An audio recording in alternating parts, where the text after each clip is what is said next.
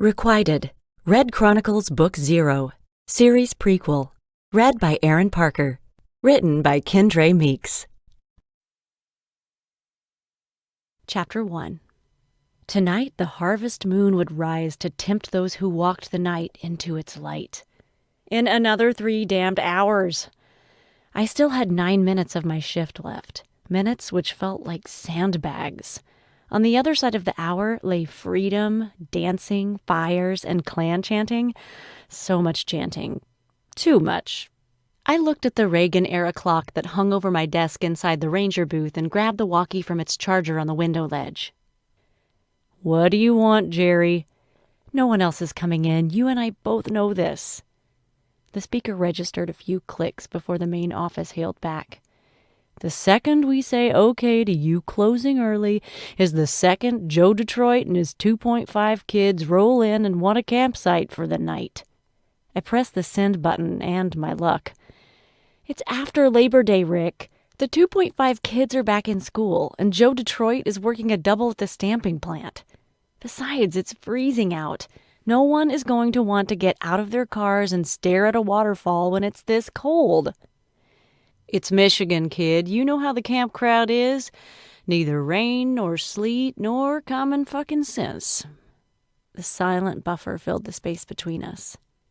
Finally, I heard a click over the radio and my boss hit the send button. "Look, Red, if you want to leave early, just say, 'I want to leave early, Rick.'" "I want to leave early, Rick. You know you do too." He groaned over the air, and I could practically picture his scruffy face crunching from the annoying reminder of how the moon pulled us both, me to my clan, and he to his pack. "I guess you could." I didn't hear the rest. With speed that would have shocked a hummingbird, I had the shade down, the ranger stand closed sign out, and my backpack slung over my shoulder. By the time I crossed the parking lot and entered the gift shop through the employees' entrance, Rick had shut down the main office, too. Guess Joe Detroit was SOL if he decided to show. I quirked an eyebrow.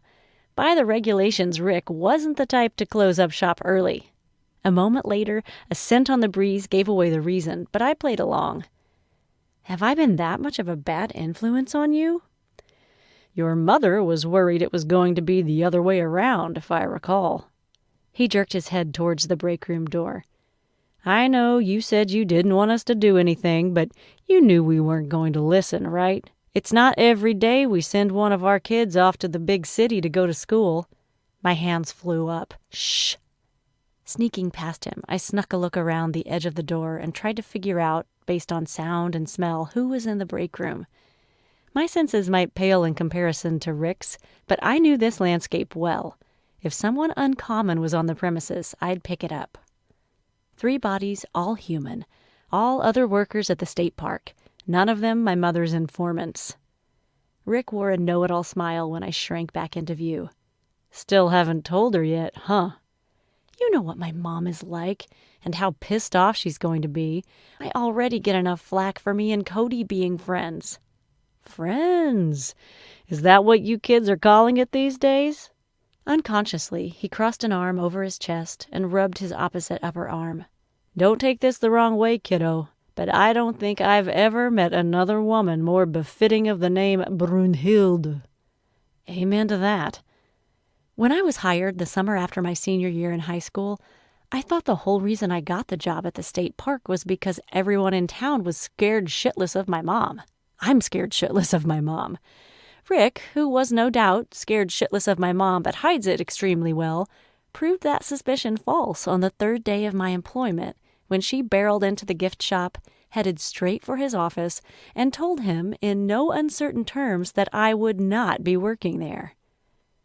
Rick just planted his fists on his hips, looked at the cash register where I stood trembling, and said to me, "Jerry, if you were a minor, your mom would have every right to tell me you can't work here. At 18, though, the law considers you an adult. It's your call. You can quit like your mom here would like, or you can stay on and learn how to do something other than terrorizing the local wildlife." Eyes narrowed, finger pointed, and teeth grinding, Brunhilde Klein had contemplated the man's murder but knew where her domain ended and local labor laws began. You've always had your nose wrapped up in other people's business, Rick Ryland. Rick's nose had wrinkled as he bared his teeth at my mother. Well, ain't that the pot calling the kettle black, matron?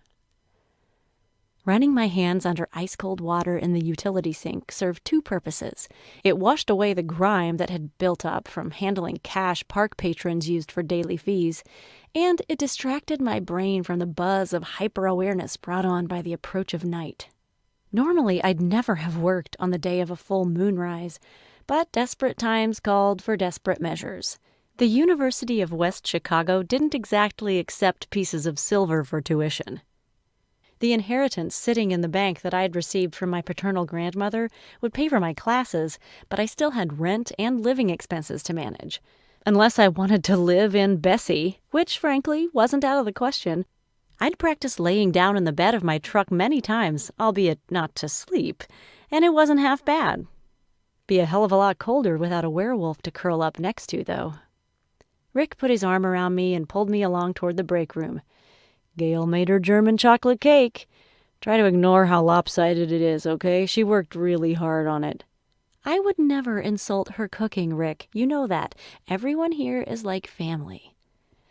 I know, kiddo. And we're going to miss you so much. Offer stands. If you ever want to come back and work at the park over the summers, all you got to do is call. You sure this job is going to stay open? As long as that river keeps flowing and the falls keep falling, the park will always be here. Chapter 2. Each curve pulled heavy on the steering wheel, though I knew it was just my imagination. My rust-kissed but solid bull of a Chevy pickup had never let me down. Considering what the average Michigan winter time in the Upper Peninsula entailed, that wasn't a trivial thing. No, the reason I felt like I was slowly wading into a vat of molasses was because of the angle of the sun puckering up to kiss the horizon in my rear view. I should have been home by now. That my mother wasn't blowing up my phone meant that either her battery was dead or she was. I shouldn't have stopped at my storage unit on the edge of town, but there was no way I was taking a chance with hauling home the final supplies I'd picked up for Chicago. Paradise was more of a zip code than a town. A halfway point between Tequamanon State Park with its legendary waterfalls and Whitefish Point on the tip of the UP, most famous for its shipwreck museum and its exhibit on the Edmund Fitzgerald. During the summer, many a tourist crossed through this Yooper oasis, but stopped just long enough to hit up the one bar in town and cut their name into its much-tagged countertop. As far as small towns went, it lived up to all the cliches. Legacies grew as thick as the oaks and willows that carpeted the gently rolling hills that rose out of Lake Superior. It was a canopy of expectation that had blocked out my view of the sun my entire life. At the last intersection on the way home, I paused, studying my options. I could turn left or right. Both paths would take me out of town, away from home, and prevent the showdown with my mother. In both directions, the tall trees, just beginning to blush with fall color and hit by the goldenrod rays of a fast-setting sun, framed the roadway like a mythic avenue of dreams. Ahead, the forest wove itself so tightly together that all I could see was shadow. Running would imply that I was ashamed of what I was about to do. Though I feared my mother's reaction, I was not descended from fearful women. I would face her and stand my ground, taking whatever wrath she bore. Besides, it was the last full moon at home and the harvest moon at that. My skin crawled with anticipation for the fires. At the full moon's rise, my soul longed for the flame. How many lunar cycles in Chicago before the instincts deadened and I didn't feel this pull to clan and tradition? My foot on the gas, I went boldly forward. And that was when a flash of fur hit the hood of my car before rolling away to the side of the road. Chapter 3. I'd hit an animal. That much was apparent. But what kind? Out here, the possibilities could fill a zoo. Elk, moose, deer, bear. All possible, but given the hue of the fur and the size of what had flashed before me, my suspicions were all but conclusive. Then, as I relaxed and connected with my senses, there was no doubt. I pulled to the side of the road, cut the engine, and went for the utility box in the bed of the truck. 2 gleaming silver blades met my eyes when I raised the lid, and next to them, my precious.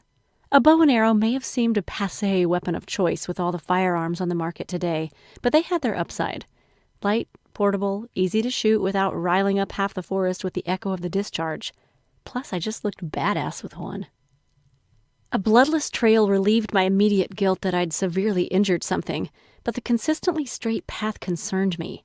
An animal just hit by a car should have either been limping from side to side or instinctively weaving to avoid being pursued.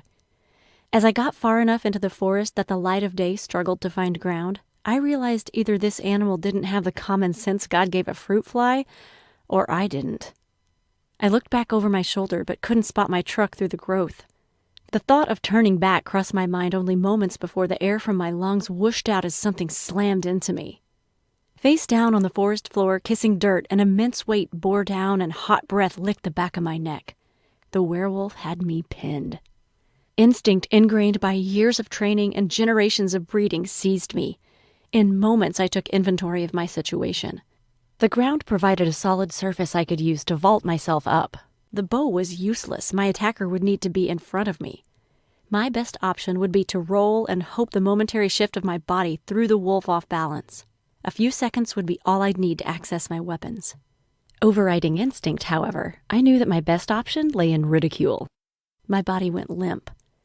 Most boyfriends just call when they want to talk, not throw themselves in front of their girlfriend's truck and give them a heart attack.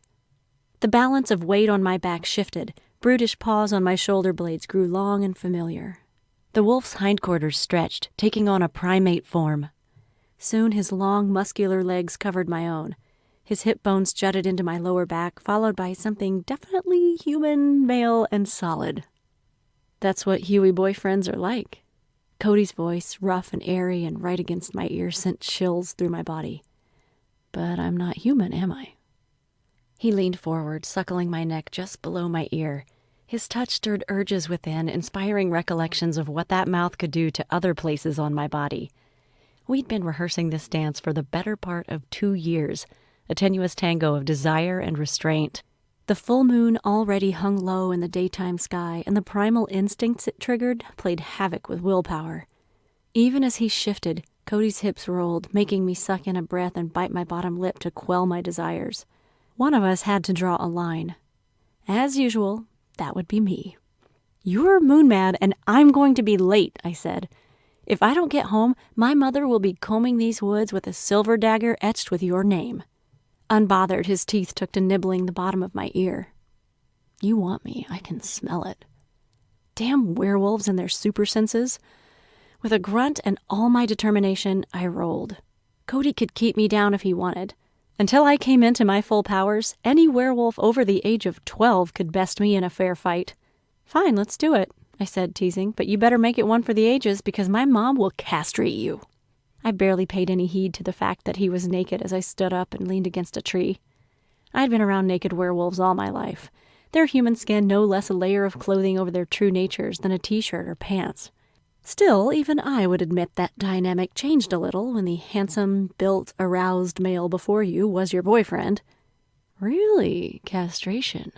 I've always pictured the Red Matron as more of a disemboweling type. Cody sat back on his heels, rubbing his forelegs and calming his hefty breathing.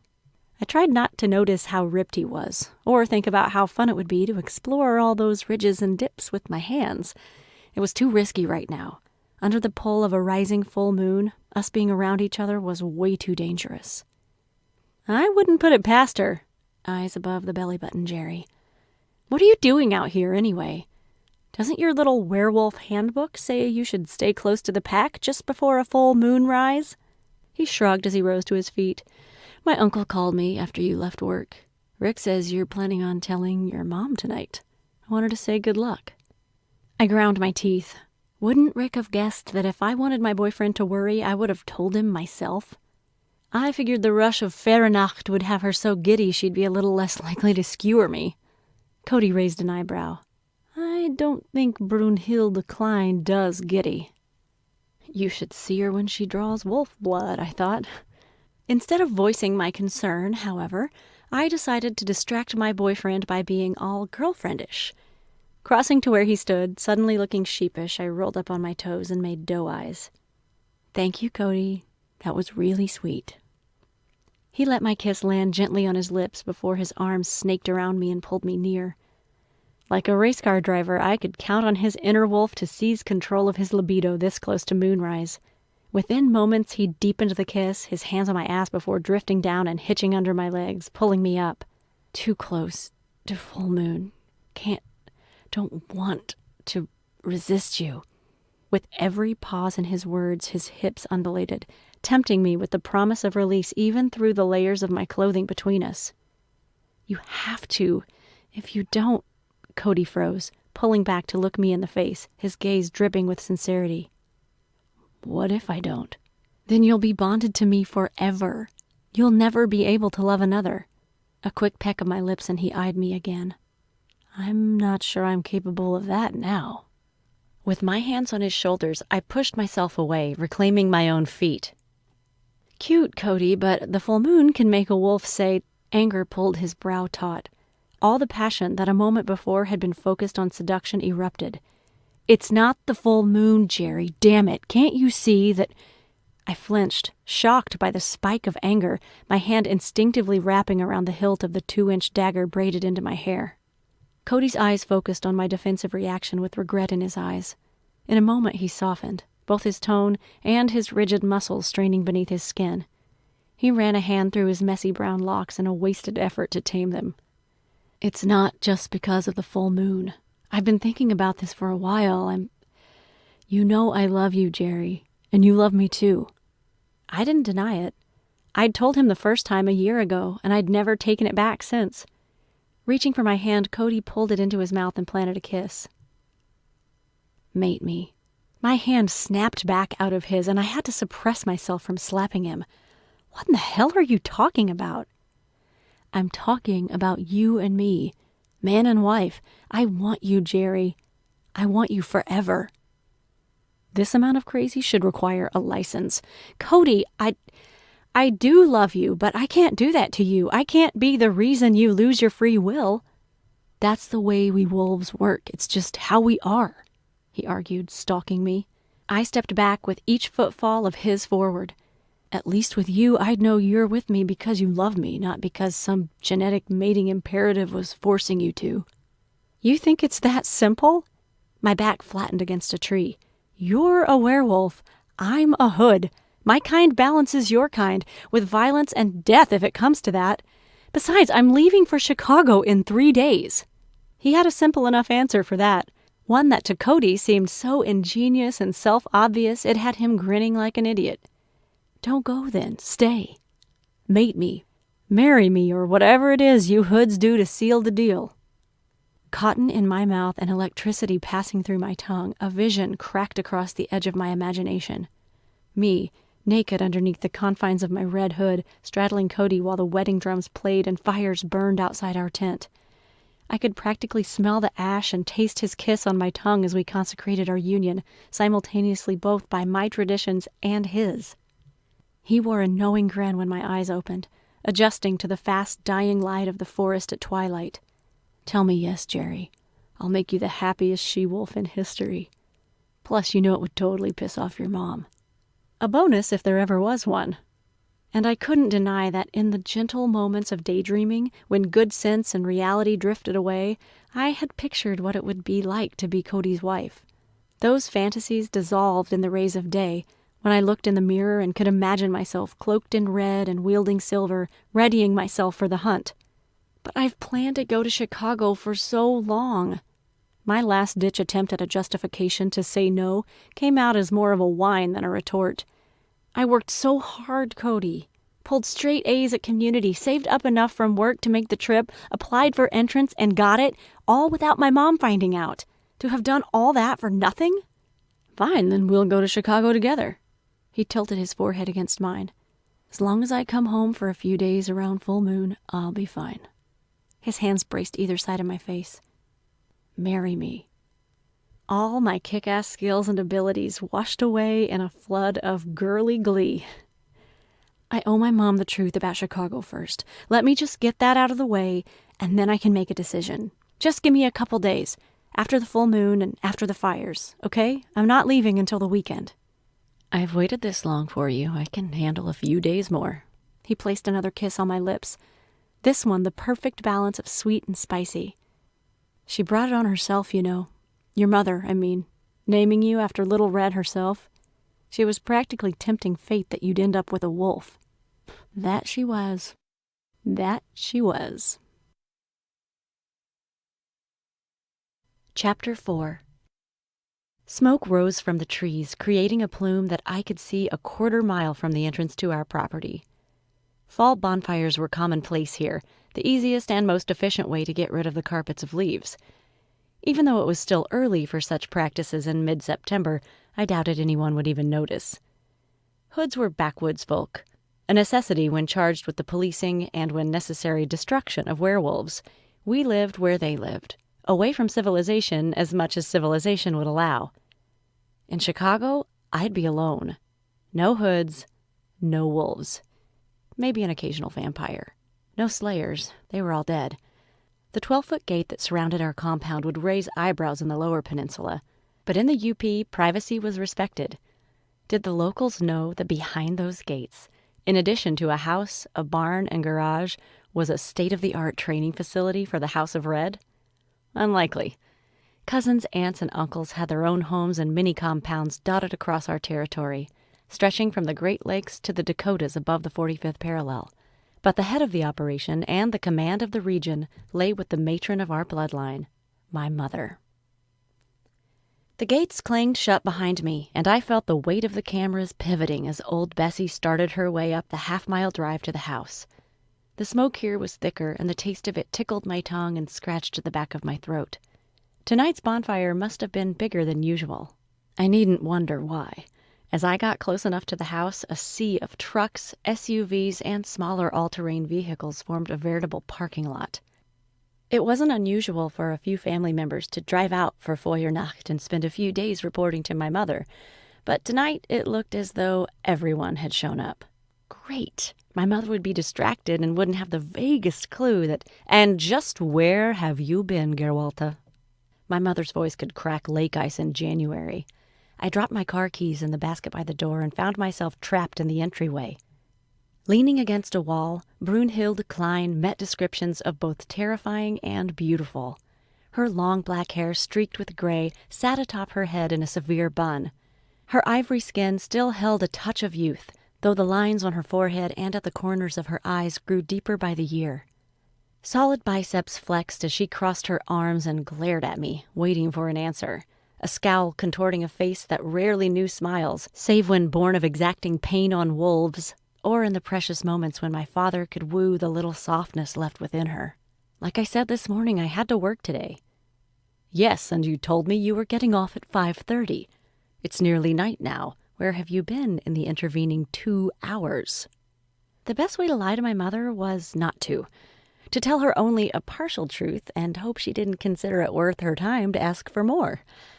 I ran into Cody. I bit my tongue before saying, "Literally.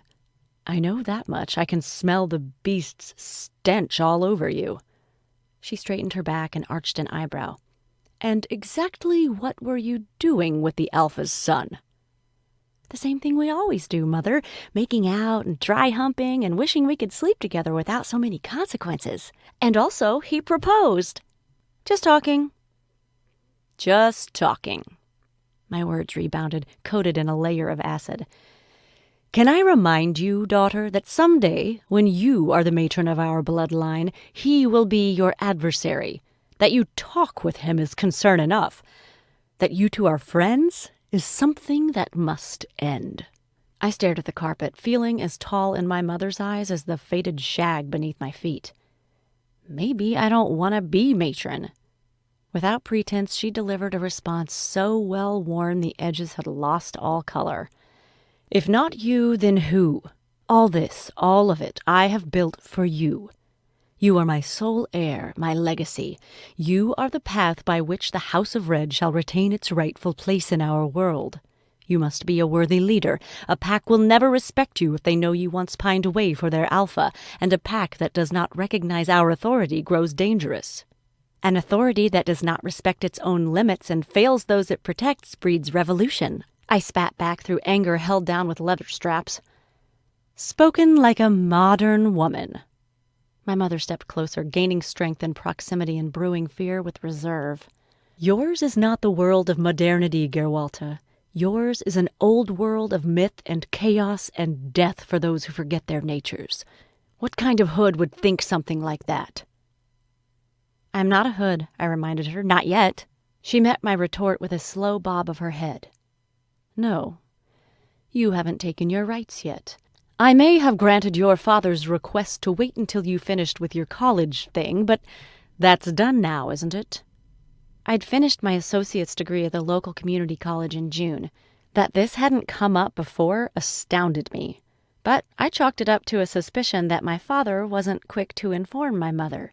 He'd been my passive ally since high school. Maybe it was only the change in the seasons and the lack of a new tuition bill that tipped her off. Maybe she didn't know at all and was only bluffing. I resorted to partial truths. Yes, I finished all my classes at community.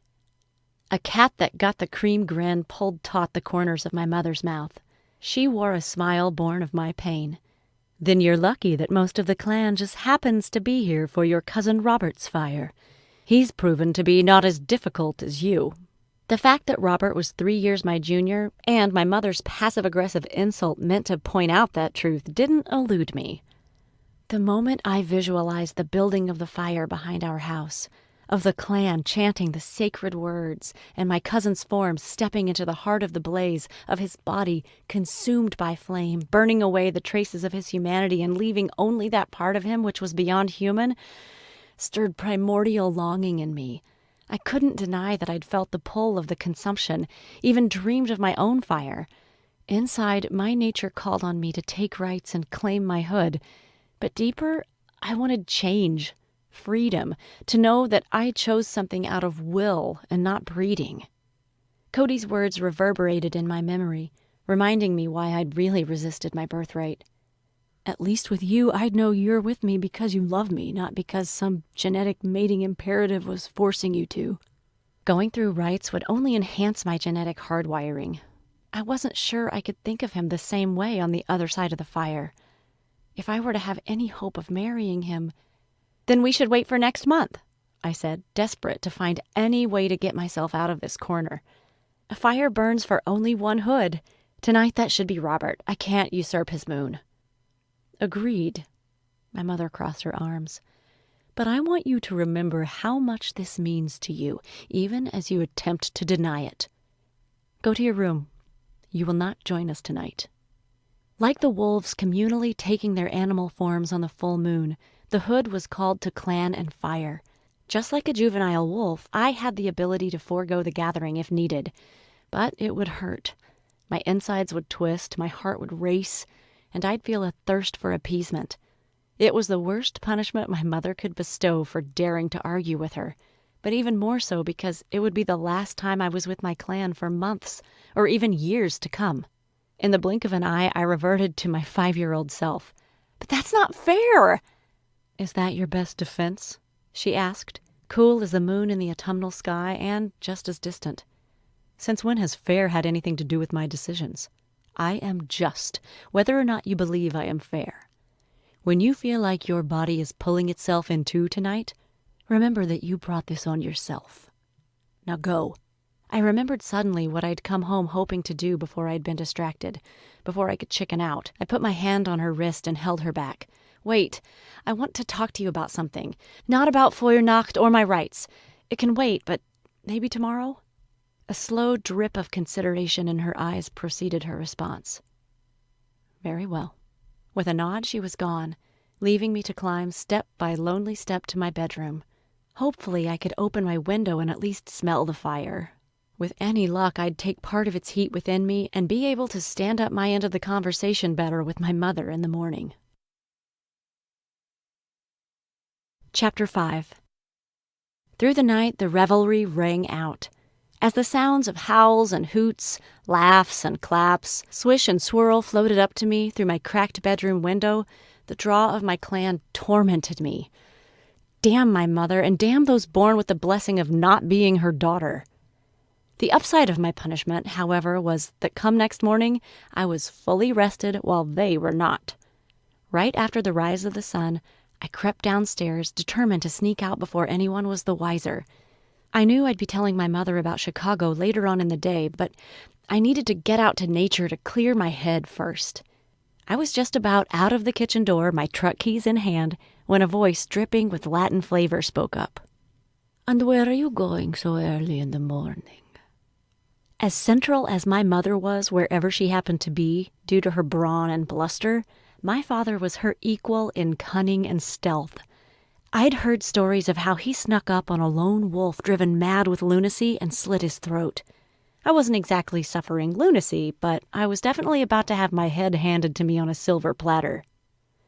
She didn't say I was grounded. She only sent me to my room.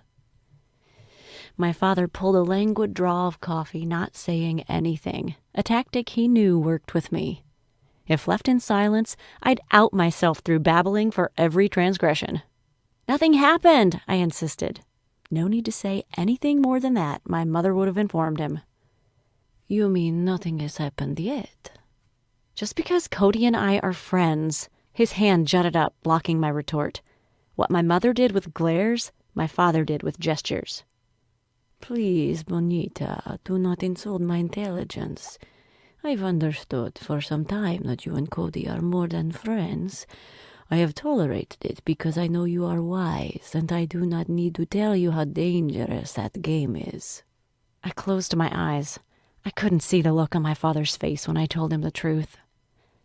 "I love him, Papa. I've loved him for a really long time." When I dared look again, it was only to discover my bomb had failed to detonate.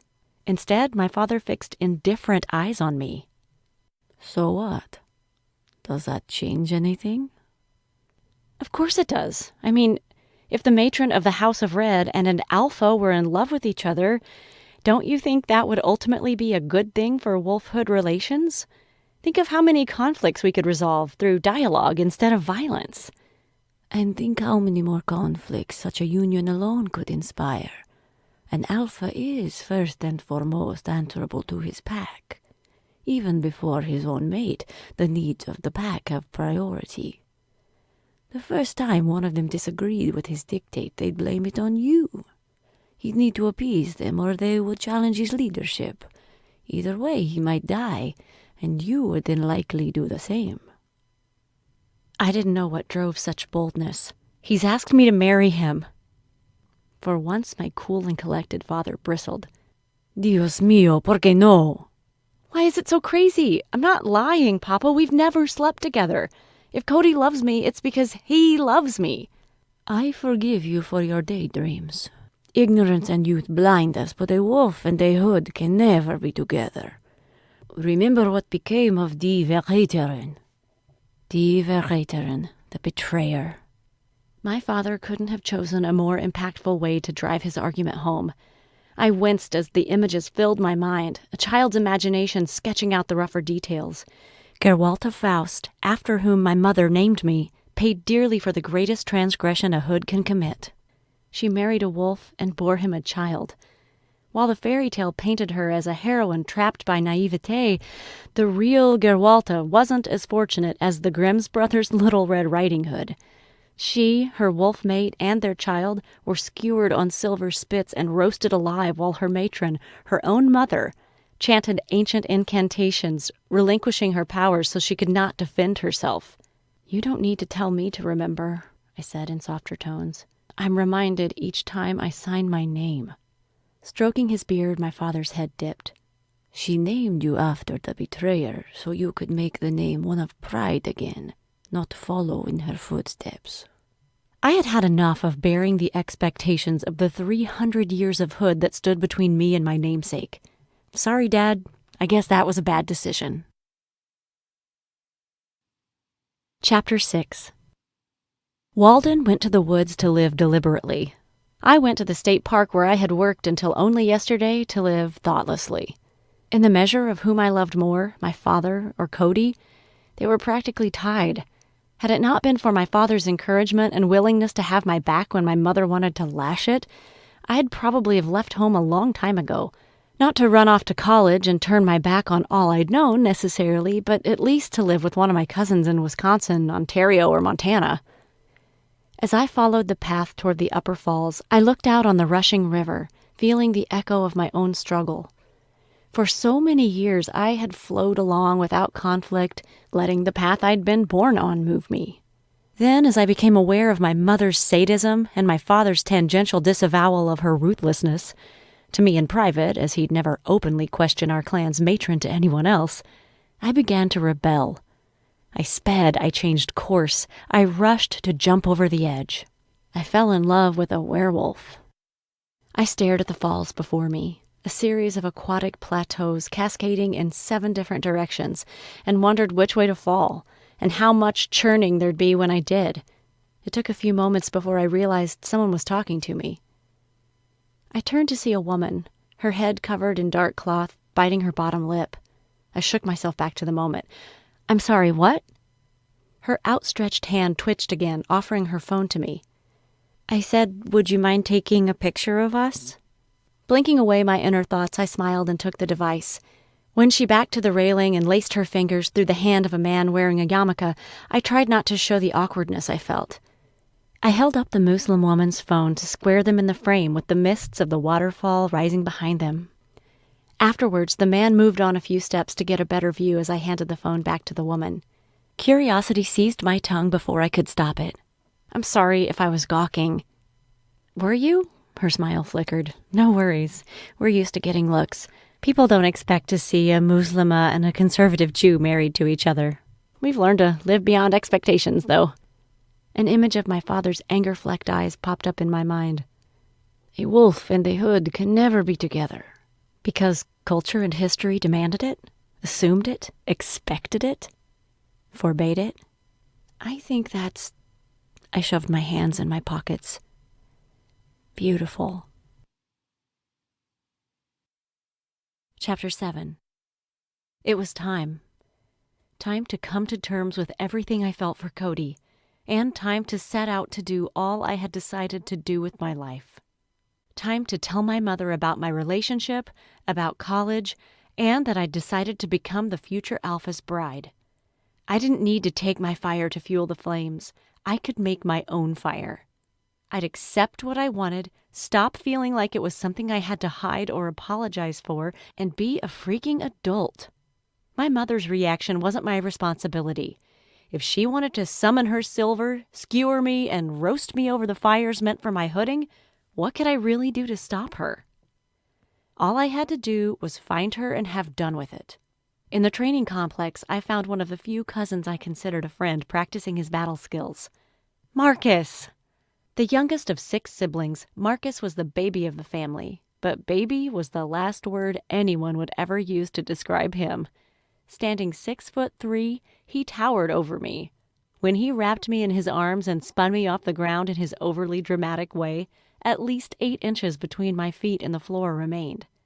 He was a strong hood, one who took his mantle at 14, the youngest of my generation. Once my mother hoped I'd see him as a candidate for husband. Little did she know that Marcus had been hoping to make a husband of our cousin Robert. "There you are, Gerwalta. Why weren't you at the fire last night?"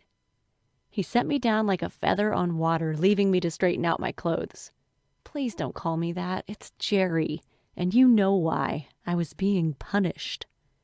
"Your mother is mad at you again? Must be a day of the week that ends in Y, then." His light-hearted jab brought a much-needed smile to my face. "Speaking of the Wicked Witch, do you know where she is?" "She was through here a little while ago, helping Robert adjust to all his new awesomeness and stuff. You should see his biceps ripple. I could watch that hood for hours." For a moment, Marcus's face clouded over in a dreamy mask, and I tried not to picture what he must be thinking. Finally, he snapped back to attention. "Nope, she's not here. I thought I heard her say she had to go out for a summons." My nose wrinkled. "A summons? I didn't know the wolves were having some sort of dispute that needed settled." Marcus grinned. "Just because you're tossing off the Alpha's son doesn't mean you're the werewolf whisperer or anything." They're a large pack, Jerry. Crowds create conflict. I'm sure it's nothing to worry about. I hope you're right. And just because I told you my secret doesn't mean you can say anything about Cody and me around here. All the older hoods with their turbo hearing and stuff could get ugly if anyone finds out. My cousin's eyes rolled. You honestly think there's a single hood, wolf, or human in a 10-mile radius who doesn't know you two sneak off to the woods to polish bark all the time? I didn't want to ask what that term meant. My mom doesn't. Right. You keep telling yourself that, and maybe sooner or later, it will be true. Chapter 8. I hovered in the kitchen until moonrise, only to be told by my father to go to my room and wait for my mother's return there. Early the next morning, after a sleepless 24 hours spent compiling mental lists, replaying the conversation by the falls, and listening to the sounds of my aunts, uncles, and cousins playing war games inside the compound, I found myself and old Bessie outside Cody's house. I didn't remember the drive or even deciding to go. Something just drew me there. Cody's parents both worked in town during the day. I knew he would be home alone, if for no other reason than we had taken advantage of that fact on several occasions. The spare key met my eyes when I opened the utility box panel on the side of the Alpha's 3-bedroom ranch house, its metal chilled from overnight temperatures that danced circles around the freezing point. I made my way for the back door, frosted leaves crunching beneath my feet. Screen door was a symbolic name. I couldn't remember the last time it actually had a screen in it. Just beyond, I maneuvered the key to the keyhole and began to push it in the slot when I heard the sound of weather stripping scraping wood. My eyes adjusted quickly to the dim light inside when I found the door unlocked and open. Cody? My voice deadened in a house strewn about with homemade afghans and carved wood knickknacks from local artisans. Carpet the color of Rocky Road ice cream dampened the sound of my footfalls as I glided around furnishings and a stack of magazines piled up in the hall. Even though I was a nascent, a hood still not in command of all her strengths, I still had the innate abilities with which all my kind were born: stealth, agility, speed, superhuman senses. A little superhuman, anyway. Any righteous hood who'd gone through their rites would shoot past me on that one. I moved through the interior of the house like mist over water. My hand on the open door, I paused, coaching myself for what I would do the moment I opened it and Cody set eyes on me. I thought it over, and you're right. We can make this work. Let's get married. But I'm still going to college in 2 days, so we can get married in Chicago. For the moment, what do you say we just fuck and bond as a mated pair? Okay, I might not use the term fuck, but damn it, there was no way either one of us was leaving this house a virgin. I opened the door and discovered one of us already wasn't. The man who a moment before I had been ready to spend my life with lay sleeping in the arms of another woman. A naked woman. I gave myself until the count of 3 and proceeded to lose my shit. What the fuck, Cody? Werewolves were gifted with speed that could make Olympic sprinters look like a child running through molasses in winter. One never could have guessed it from the way Cody's eyes languidly flickered open. Slower still was his ability to understand what was going on, or that he was currently using a brunette with half-inch blonde roots as a blanket. Jerry, his hand slicked over his oily face, what are you doing here? Just then the she-wolf began to show signs of life. Good. She was awake. That made it so much easier to kill her without guilt. Run, bitch, run. Give me an excuse to chase you. What am I doing here? I vaguely motioned to the refuse on his bed. What is she doing here? Cody, sweetie, who is that? She had a voice, and judging by the amount of gravel in it, she'd been a smoker since she was in utero. Who am I? Who am I? Despite years of training to keep my emotions in check, my innate abilities were roaring to life through a vision of red. The she-wolf's unkempt roots became my handle as I hoofed upon the mattress and dug my hand into her scalp, pulling her up to face me. I'm his girlfriend. Who the hell are you? You're not one of the Paradise Pack, that's for hell sure. I know all of them. Cody finally managed to sit up, pulling a fistful of twisted sheets and blankets over his lupine assets. He went from groggy to panicked in 2 seconds flat. What the... No, Jerry, stop. Stop before you do something you're going to regret. Lisa is my... Your what? I demanded, waiting for the standard litany of male excuses to come pouring from his mouth. Your sister? Your cousin? You're just a friend and it's not what it looks like? No, this is exactly what it looks like. My boyfriend's voice grew stern. The wolf shone through his eyes, sending a chill down my spine and loosening my grip. Lisa is my... I'm his mate. The she-wolf twisted away, crouching down in a position that would let her pounce and rip out my throat if she shifted forms.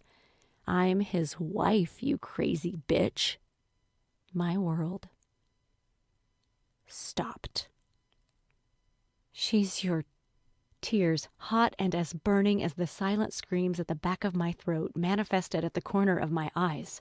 A barebacked Lisa began to rummage around the floor, picking up bits of clothing. Suddenly, the scene of what must have happened played itself out. They're touching, they're kissing, they're mating. Cody, my Cody, was gone. You're mated. Whatever pity he could package together, Cody set it out in his features. Yesterday we were joined, and this morning we consummated. Lisa, baby, can you give Jerry and I just a few minutes? Of course, sweetie. She had 6 pounds of sugar and a 5-pound bag's worth of saccharine goodness in her grin as she leaned over the mattress to press a kiss against Cody's mouth, her ass pointed in my direction. I'll just go jump in the shower. Lisa didn't worry that I'd negotiate my heart. She didn't worry that I'd try to make Cody see why this was all wrong. She didn't have to worry that my tears and my suffering would tug his heartstrings and bring him back to me. She didn't have to worry about anything. They were mated, sealed in an eternal mystical bond, one that would last until death. One that was supposed to have been ours. You're mated. I repeated the words as though comfort could be found in the stark truth, but it wasn't. I decided to turn my back on my family, my traditions, my birthright if needed, all to be Cody's wife. For nothing. How? Why? When? My father, Cody shrugged. Alpha's prerogative. Oh, I didn't need any more explanation than that. Cody was a werewolf, and his father, not only the man he held above all others as a role model, but his pack's alpha. If his father were to decree that Cody would take a particular mate, he wouldn't have a choice. When the alpha gave a firm command, the packling had only 2 choices: obey or leave the pack. One kept you alive, the other could trigger a chain of events that ended in insanity and execution by Hood. But why would he... Your dad has been... He liked us. He liked me. It didn't make sense. Cody's father hated the concept of Alpha's prerogative. He boasted about how rarely he exercised the option. Their pack was made of wolves descended from Swedes and Finns. Like their human countrymen, they'd come to the New World with beliefs in hard work and community rule. When Michael Ryland put his paw down, it was only because he had no other choice. Scooting to the end of the bed, Cody secured the sheets around his waist. Never mind that I didn't need a live model to recreate every inch of his body in my mind's eye. I know this is tough for you, Jerry. Hell, it's tough for me. I fought my dad on it when he tried to get me to accept it of my own free will. When he ordered me, I did what he wanted, but inside I was screaming for you. But the moment Lisa and I... He had the nerve to blush, tucking his chin into his shoulder. Then I knew she's the one I'm supposed to be with. She's the only one I could ever be with. I love her. I love her more than... A sickly suspicion began to leak into the cracks of my horror. My hand shot up, killing his momentum. Did he say why? Confusion marred his tragically beautiful brow. What? When you told your dad that you didn't want to mate Lisa, did you tell him it was because you'd just proposed to me earlier in the day? His hand scratched the scruff at the back of his neck. I told him I loved you. I told him that I only wanted to be with you. But another she-wolf from another pack just happened to roll into town. The same time my extended family had come in from all corners to witness Robert's fire, leaving behind their own packs. Thunder rumbled in my chest as I leapt off the cliffs of my conclusion. Did you mention you were planning on running away to Chicago with me and you'd only be home for full moons? Slack-jawed, Cody shook his head. I didn't get that far. He told me in terms that left no room for discussion that you and me were through. He forbade me to talk about you until Lisa and I were joined. The last twig of my patience snapped. I have to go. The shower in the bathroom came on just as I turned on my heel and started to march out of the room. I'd put down 4 steps when Cody's hand on my shoulder stopped me. I couldn't turn around, even though I knew inherently he wanted me to. No matter how this happened, and despite the fact that he was a werewolf, Cody Ryland was a good man. He wouldn't let me walk away thinking I'd done something wrong. You're a beautiful, intelligent, kick-ass woman, Gerwalta Klein, and any man, Wolf, Hood, or Huey, would be lucky to have you. If there's ever anything I can do, anything at all. His voice trailed off, dragging the shreds of my hopes and dreams of our life together with it. Cody, I couldn't get it out. No matter how much I longed for reciprocity, I wasn't there yet. I may never be there. To tell him that I wished he and his new mate well would be a lie. Deep down, I wanted to see them suffer. I wanted my heart to be avenged. I wanted to feed Lisa's blood to my silver blade and hear Cody's keening howl, knowing I took his mate from him. I wanted to take my rights, let the fires consume the old me, and come out a righteous Hood on the other side so I could have justice. I wanted to become everything my mother wanted me to become. I wanted to become my mother. My chest fell as I exhaled my frustration, knowing there was only one place to turn. One person responsible for what had happened. No, Cody, there's nothing you can do. Goodbye. Goodbye forever. Chapter 9. I flew into the house. A gaggle of cousins and 2 of my aunts in the living room barely registered as they called out, trying to get my attention. I had no interest in playing junior hostess. I needed to see my mother, and I needed to see her now. Brunhilde looked like she'd been expecting me when I entered her formal office at the back of the house. Her hand wrapped around the handle of her favorite stein, one that depicted a pack slaughter in the Black Forest. One knee-high boot crossed over the other as she sat in her carved wooden chair, her gaze fixed on me at a distance. I stood by the door, my chest heaving, my thoughts racing, blood boiling. Out with it now, Gerwalta. We both know why you think you're here. Why I think I'm here? Pain barely registered as my nails pressed so hard into the heels of my hands I swore that blood must be running. How could you, Mother? How could you? How could I? She repeated my question in a repulsed tone dripping with scorn. What did you expect me to do? Allow you to go off and become some wolf's bitch? I didn't name you Gerwalta so you could repeat the same mistakes. She rose slowly, like a queen staring down one of her unruly subjects before stalking toward me. Someday you will take command of our bloodline, and, if you prove worthy, become Grand Matron. A righteous Hood of the House of Red cannot rule while opening her legs every night to the enemy. I took 2 steps forward, meeting her glare with every ounce of fury I could muster. The thwack my flying hand made when it met her stoic face echoed off crimson-papered walls, off the wood and stone hearth where a fire danced with an intensity that matched my own. My mother was superior in every way. She could have stopped my assault mid-air had she wanted. Though I was curious why she didn't, I pressed forward, not knowing how much longer my luck would hold. This goes far beyond what you've done to me. What gives you the right to interfere in pack dynamics that way? What in the hell did you threaten Michael Ryland with to get him to command Cody to mate someone he didn't have any feelings for? I didn't command anyone.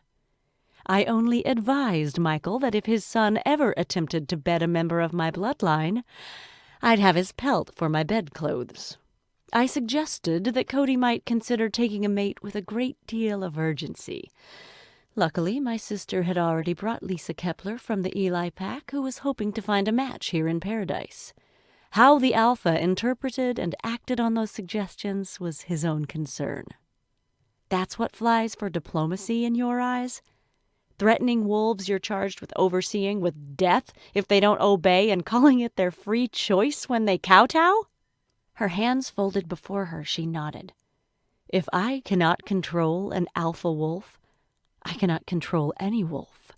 And if we cannot control the wolves, they will grow wild and feral. Remember that we don't exist simply to make their lives difficult. Once upon a time, werewolves and vampires openly hunted defenseless humans, killing and consuming without limit.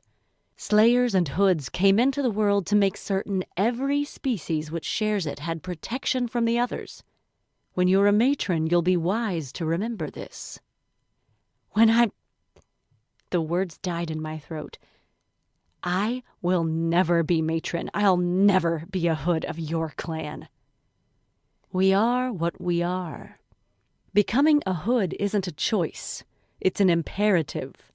Becoming the matron isn't a birthright. It's the very reason you breathe and live. Enough! In a swish of arms, my mother beckoned her full power. The air sizzled with old magic, filling the room with the scent of pine needles and damp oak. Dressed in her common black hunting boots, black jeans, and ruby-red button-down, her amber eyes flooded silver. Tendrils of power slicked back over her hair, down her shoulders, and blanketed her back, solidifying into a red cloak, the cloth that had given our kind our names. I grow tired of your insolence.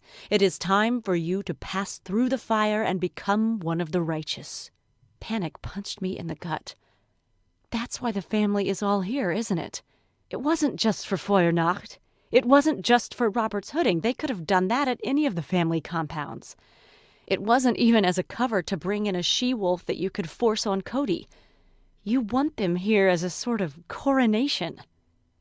It's far more than that, child. I wanted them here in case there was need to hold an inquest, my mother said, standing tall. If Cody could not bed the she-wolf, I would have known that you'd blackened your name and lain with him.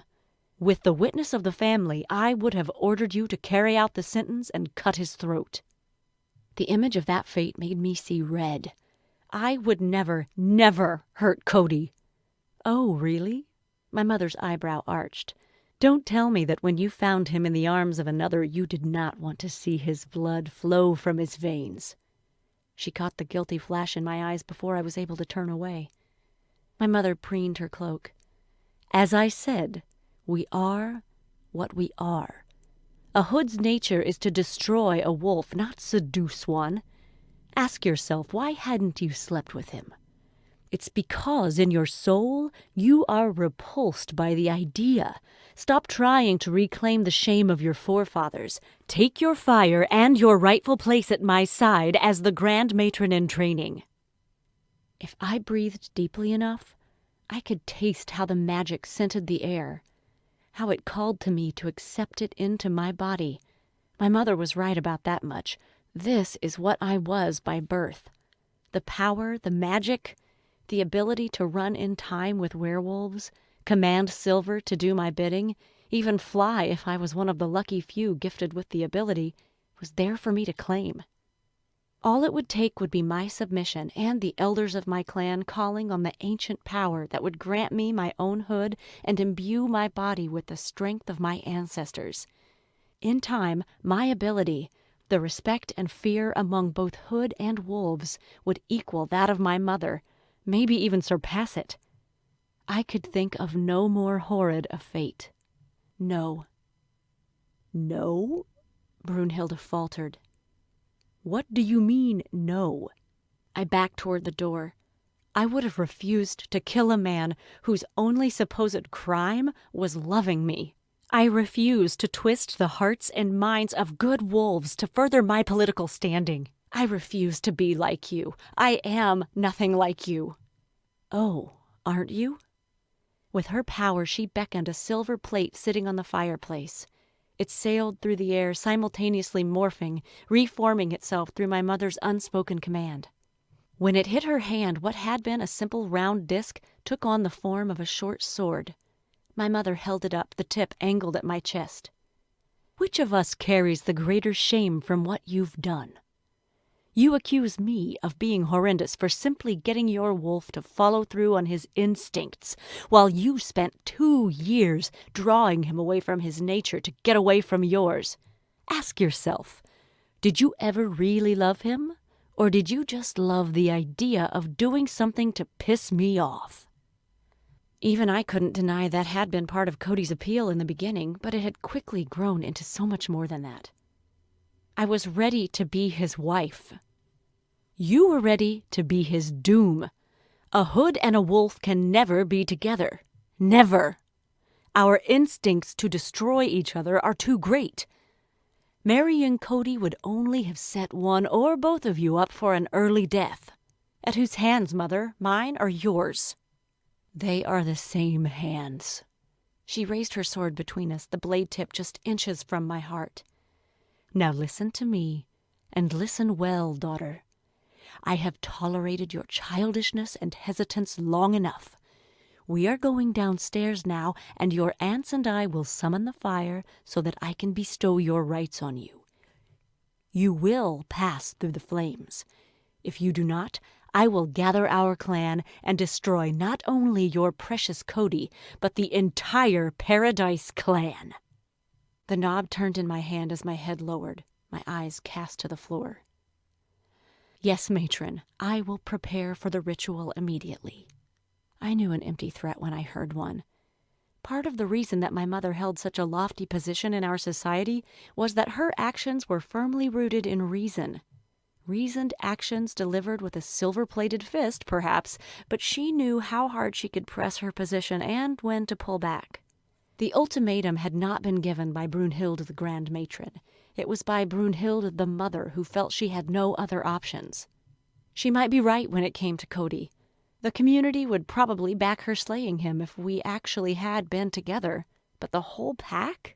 I knew there was no reason even she could conjure that would demand such retaliation, especially given that Cody was now mated to one of his own kind. The werewolf threat had been neutralized. The threat from within, me, the rebellious hood, remained. I wasn't safe here anymore. Chapter 10.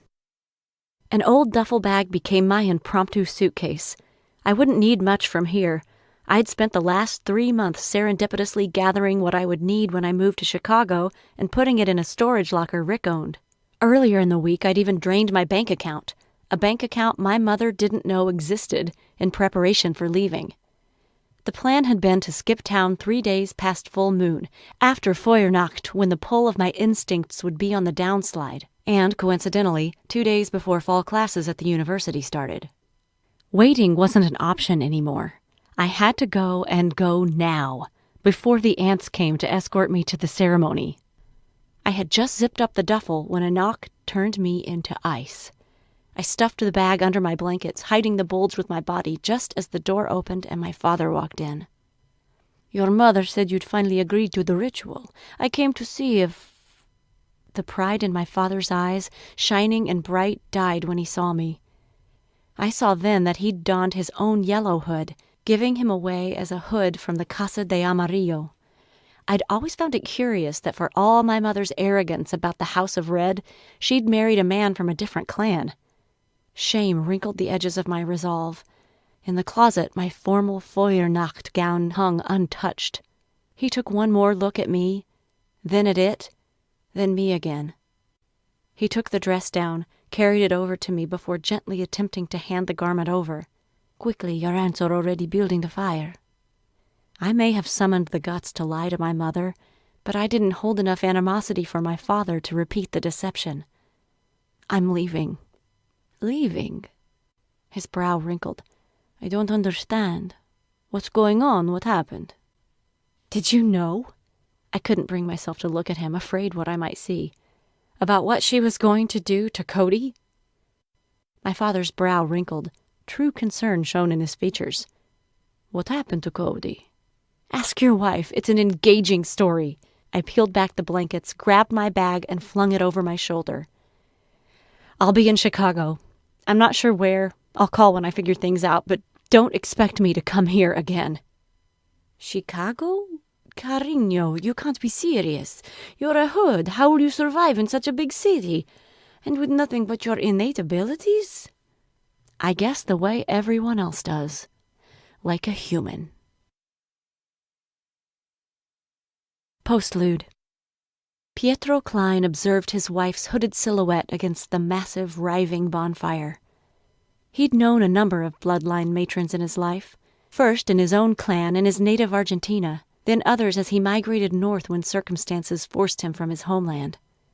When he'd caught a red hood's eye, one in line to lead her clan, it had been a shock, not only to himself, but to his mother and father as well. Yellow hoods had a reputation of being gentler with the wolves under their command, of preferring negotiation and diplomacy to solve problems, and only resorting to the hunt when all other routes had been exhausted. The Reds, no other bloodline's cloak better matched their nature. Their daughter had always embraced the extremes of their contradictory natures. He'd anticipated high expectations for any offspring wrought of their union, but how high sometimes took him aback. Pietro walked a fine line between being his child's champion, being his wife's partner, and being the matron's second. Brunhilde glanced momentarily over her shoulder before returning her eyes and her concentration to the fire. When will she be down? He side-eyed the nearby members of the clan gathered to observe the sacred rites, and stepped closer, leaning in over his wife's shoulder from behind. Never. Each of Brunhilde's knuckles popped in sequence, but her voice remained a smooth plateau of emotion. She's running. What did you think would happen if you backed her into a corner? You know who and what she is. Pietro heard the chastisement creep into his voice and aimed to soften it. Our daughter hasn't changed. She's as unwavering and as unmovable as you. You won't hear from her again, Brunhilde. Not until she decides it's time. Brunhilde clicked her tongue. She can run from us, but she cannot run from her nature. It's welling up inside her, Pietro. I feel it. She feels it. Her destiny is calling to her, and its voice is getting louder. She will come to the fire soon enough. And if she does not, the fire will come for her. The end. This has been Requited, Red Chronicles Book 0, Series Prequel, read by Erin Parker, written by Kendrai Meeks. For more information on this author or other books in her series, visit Kendrai's website at kendraimeeks.com. That's KendraiMeeks.com.